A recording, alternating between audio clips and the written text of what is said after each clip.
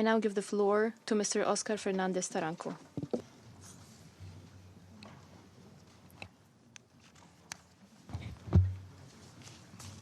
Thank you, Mr. President. Mr. President, distinguished members of the Security Council, I would like to thank you for the opportunity to inform the Security Council on the developments that have taken place in Burundi since February this year, when Special Envoy Michel Kafando latest briefed in this chamber. I will also be sharing some details on his last visit to the East African sub-region and to the African Union headquarters in Addis Ababa. I take this opportunity to recognize the important presence at this meeting of the Commissioner for Peace and Security, His Excellency Smail Chergui, the permanent representative of Burundi, His Excellency Albert Shingiro, and the chair of the Peacebuilding Configuration for Burundi, His Excellency Jörg Lauber. Mr. President, the following are some notable developments in Burundi since February of this year. The government's attention is focused on the conduct of the 2020 general elections and continues to mobilize its citizens to contribute towards their preparation. The Independent National Elections Commission, CENI, continues its efforts to sensitize the population on democratic values in pursuit of peaceful and credible elections. The CENI's meeting, initially called on 14th of June to announce the calendar of general elections, has been postponed.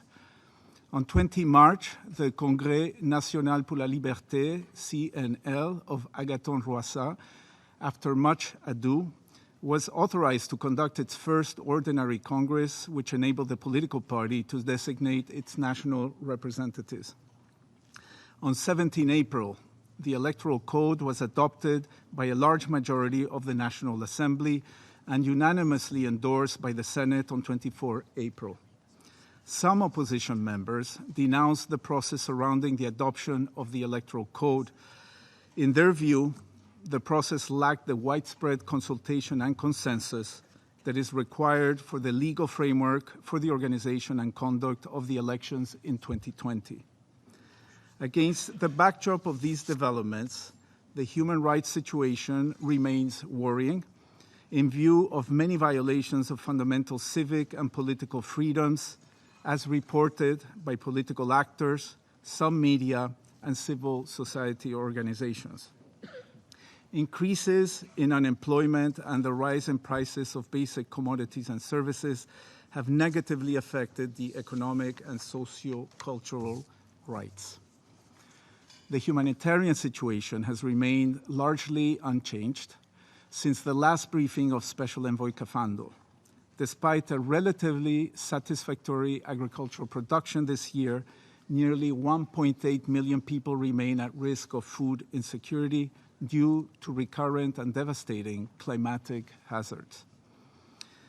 As at 30 April 2019, the United Nations High Commissioner for Refugees estimated the numbers of refugees hosted in the sub-region to be around 352,000. We encourage the government of Burundi to work closely with its partners to ensure that assistance reaches those most in need in a timely fashion. We also encourage international partners to increase their contributions, as the humanitarian response plan, requiring US $106.4 million, is currently only 24% funded, while the regional refugee response plan, requiring US $296 million, is only 17% funded. Mr. President, distinguished members of the Security Council, you will recall that the 20th Ordinary Summit of the Heads of State of the East African Community, held on 1st February in Arusha, renewed the mandate of the mediator, the President of Uganda, His Excellency Yoweri Museveni. The summit also received the final report of the facilitator, former President Benjamin Mkapa of the United Republic of Tanzania. The report is a synthesis of 5 sessions of the inter-Burundian dialogue, as well as the facilitator's roadmap to support Burundi ahead of the 2020 general elections. The summit did agree to continue to consult on the way forward. It is in this context that from 10 to 22 May, Special Envoy Kafando traveled to the African Union headquarters and to the countries of the East Africa sub-region to consult with regional leaders. In Addis Ababa, Special Envoy Kafando held consultations with the chairperson of the Commission of the African Union, His Excellency Musa Faki Mahamat, and His Excellency Ismail Shergi, the African Union Commissioner for Peace and Security. In Dar es Salaam, Special Envoy Kafando held separate engagements with the former facilitator of the Inter-Burundian Dialogue, former President Benjamin Mkapa, before meeting with His Excellency Professor Palamagamba Kadugi, the Minister of Foreign Affairs of Tanzania. On 16 May, Special Envoy Kafando was received by His Excellency John Pombe Magufuli, President of the United Republic of Tanzania. The Special Envoy then traveled to Bujumbura, but did not meet with the Burundian authorities due to their busy schedules. Nonetheless, he used the opportunity to meet with some ambassadors accredited to Burundi as well as the United Nations country team. In Kigali, the Special Envoy met with the Minister of Foreign Affairs, Dr. Richard Sezibera, on 21 May.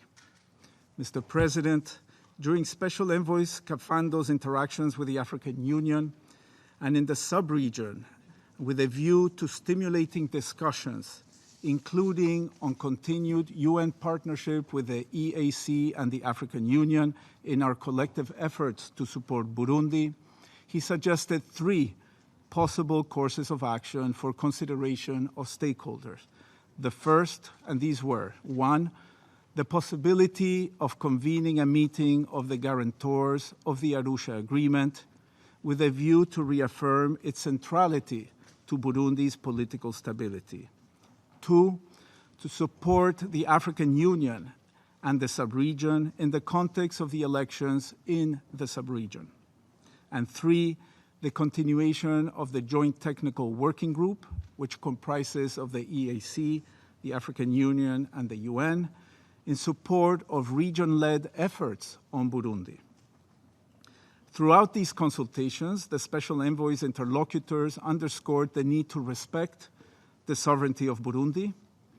They also stressed the importance of continued cooperation between the United Nations, the East African Community, and the African Union in support of the country, especially in the context of the upcoming 2020 elections. They thanked the Special Envoy for the opportunity to reflect on his suggestion to them. In this regard, Special Envoy Kafando will return to the region to engage with the mediator on how best the African Union and the United Nations can support regional efforts. We would like to take this opportunity to thank the interlocutors of the Special Envoy for engaging constructively. The Secretariat encourages leaders of the region to continue consultations with the Special Envoy, especially during his upcoming trip to the region.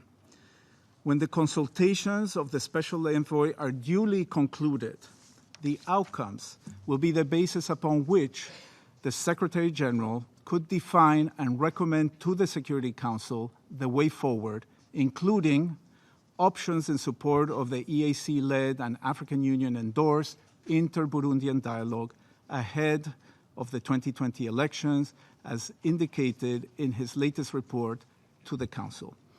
Mr. President and distinguished members of the Security Council, I thank you for your kind attention. أشكر السيد أوسكار فرنانديز تارانكو على إحاطته I'd like to thank Mr. Oscar Fernandez-Taranco for his briefing, and I'll give the floor now to Mr. Ismail Shergi.